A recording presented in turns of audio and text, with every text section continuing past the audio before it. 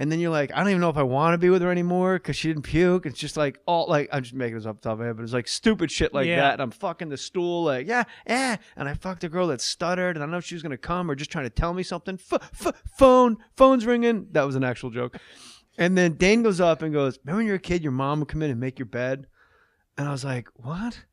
And he goes, yeah, she get that big sheet. It's all humid in the room, and with just his arms, he throws his arms out, and I saw the sheet, bro. Yeah.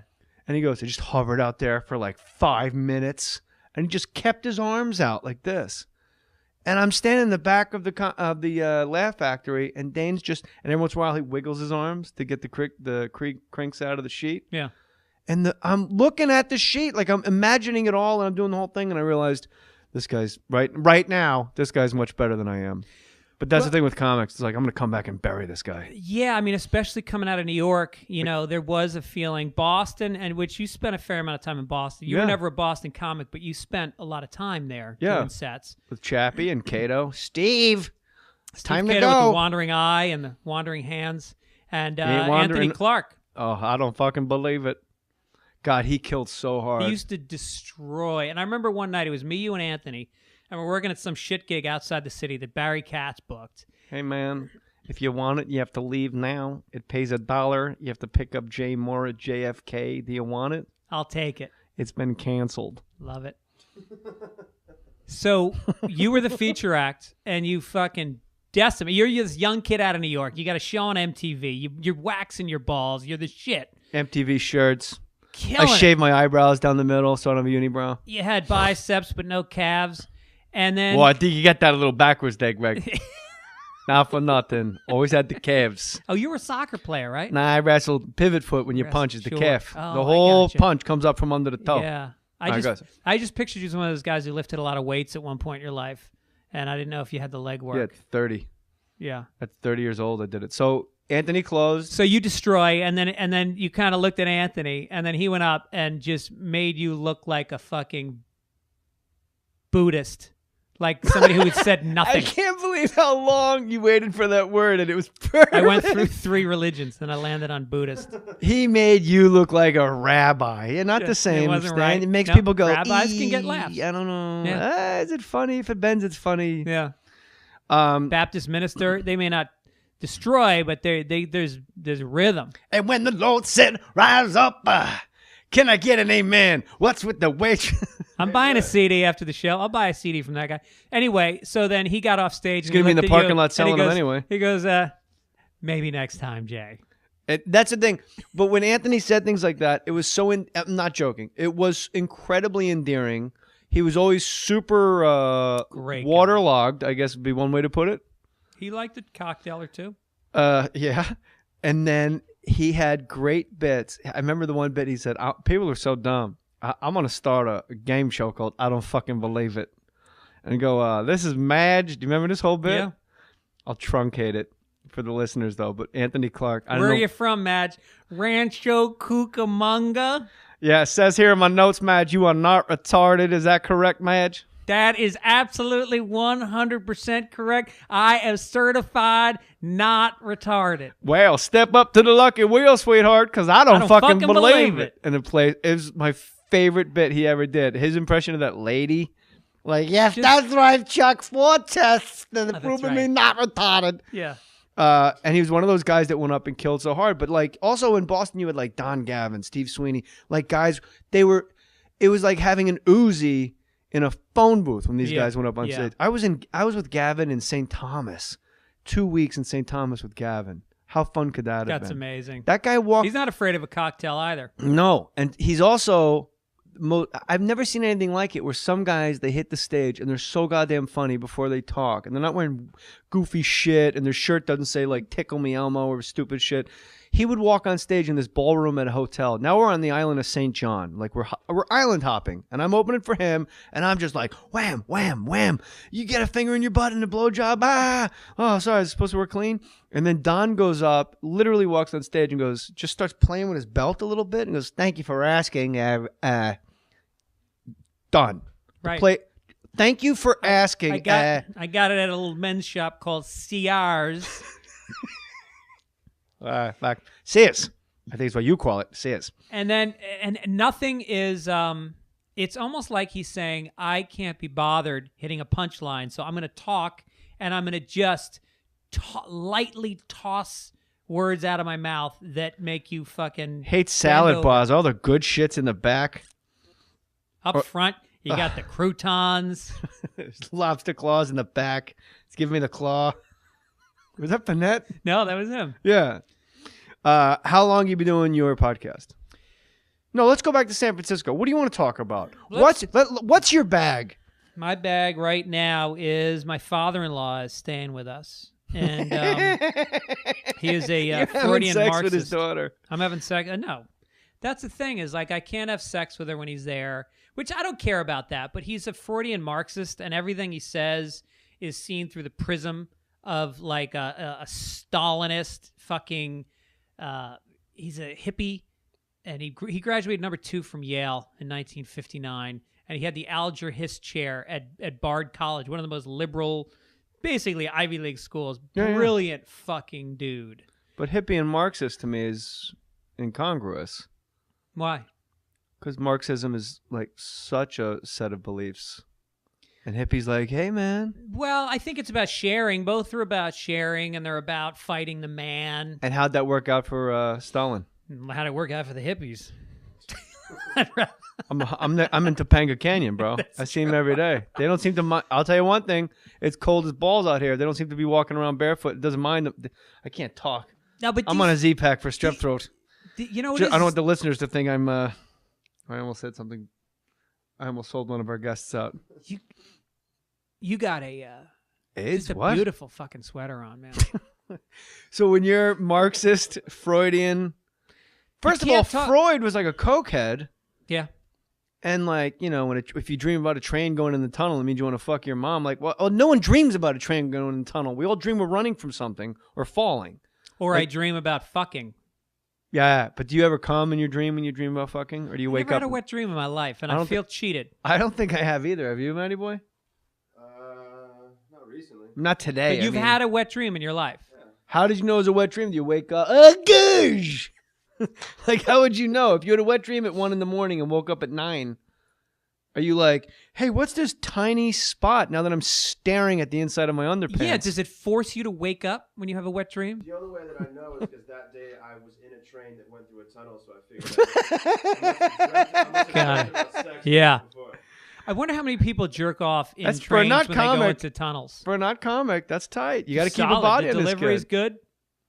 It's good stuff. No, it's solid, but I don't know if we can hear him because he doesn't have a microphone. Have you heard it all? Don't these activate? Because the listeners don't like when people are yapping off mic.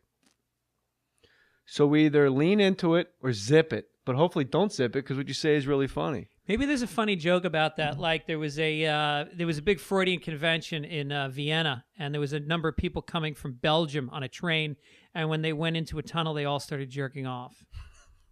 Write that up as a New Yorker cartoon. To their mothers. To their mothers. Yeah, they all pulled out pictures of their mothers. Hold on, I got a tag for you. To their mothers. While smoking cigars. That's pretty. And doing coke. That's good. That's pretty good. I like it a lot. The thing about Freud is he's one of those guys that, like, you know, had everything wrong, but he shook it up. He said, how about we all think about things in a totally different way? Everything's sexual. You want to fuck your mother. You want to kill your dad. It's there in the literature. We saw with Oedipus. It's this sort of like archetypal plot structure. It's all there, and he points it out. And now you look back and you go, yeah, he was wrong about, rape and homosexuality. He was wrong about all of it. No, they're there. Are you serious? There's rape. There's homosexuality. Is there homosexual rape? Oh, yeah. Never have I heard about a guy getting raped outside of prison or a frat house. Like, guys don't get raped by other guys. Ever. Well, what's the Twitter address for yourself? At Greg Fitzshow. Why? If people want to send you photos of them raping other men, they could send it your way. What if they Photoshop it? All right, yeah. Photoshop photos to me and Greg. That would be really of you cool. and your buddies raping each other. Yeah. That's really what I want my timeline filled with. I did a whole thing about the Hall of Fame, and somebody said, I'm in the Hall of Vain, signed Ron Jeremy.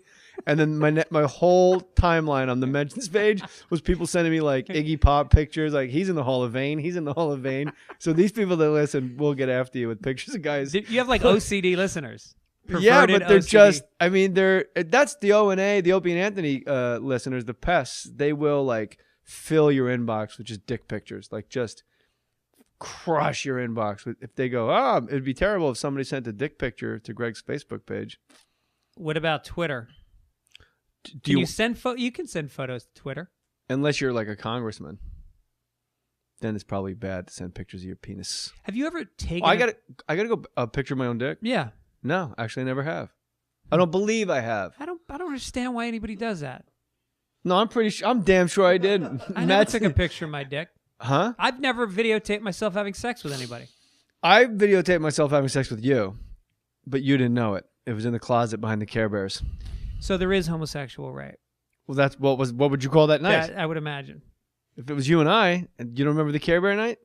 It was a Care Bear, and there was a train, and we were all smoking cigars. Here we go. My wife just came in and had some baby laundry and baby shoes. We don't have a kid. She just gambles a lot, and those are the people she gambles with. Whatever. She took everything, literally. Baby laundry, baby shoes. This is my friend Baby Shoes, and this is my friend Baby Laundry.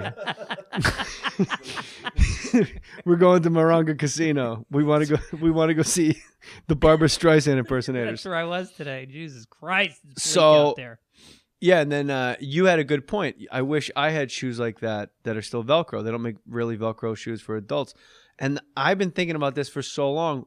My son puts these socks on, or I got to put his socks on. He's like 18 months, and that sticky stuff on the bottom so he doesn't wipe out and crack his head open. Yeah. Why did that ever stop? Why did it stop? I'm chasing puppies around the house, like pulling my hip muscles and my torn patellar tendon. Not only that, my but lateral collateral. You got a sock. You got a basic tube sock, and it doesn't have a bottom or a top, right? You're always going to use there is a bottom. If you make a bottom. If you make a bottom, you got a bottom. Then you got to commit to that bottom, or else you got a dark. Right, but I'm not going to have sticky shit on the top of my foot. That's not some my crazy. point. I'm not if you're going to walk on one side of it, why not reinforce that side of it? Why is agree. Why is the strength of the top of the sock the same as the underside when you're not walking on that part of the sock? I think they want it to be so no matter when you put it on, that's the walking side. There's no wrong. It's just a tube. Just a tube. Yeah, but you will find that agree. side. You will find the darker side and put it down. It's like dropping toast on the floor, butter down. Always. Yes. Yeah. So you and I agree. We should put buttered toast on the top of the sock. I don't mean to brag. I don't mean to boast. But we like hot butter on our breakfast toast. One of the greatest rap lyrics. I don't know why, but it's one of the greatest rap. It was a Sugar Hill Gang, right? I guess. I'm not familiar with that particular one, but I've heard Beastie Boys bite off of that. I don't mean to brag. I don't mean to boast, but I'm intercontinental when I eat French toast. Yeah. And you're like, wow, you guys aren't even really trying, are you? For my radio show, we do Hip Hop Fridays, which consists of nothing except there's just hip hop music coming in and at a break. Yeah. And you know this. You can play 30 seconds before you have to pay for it. Is that right? Yeah. So I'm in my car driving around, and my iPod is just hundreds and hundreds of songs, hip hop songs, right? I mean, it's like an 8-year-old iPod. I couldn't find more than like 10 hip hop songs where they didn't say the N word in the first 30 seconds. Yeah. And I'm like, are you guys fucking kidding me? Wu-Tang. Wu-Tang's one I could. Yeah, there's a lot of Wu-Tang songs you can play. Yeah. They bury it in the end when ODB comes in. That's right. Or he just does nonsense. Shimmy, shimmy, yaws in the beginning of the show.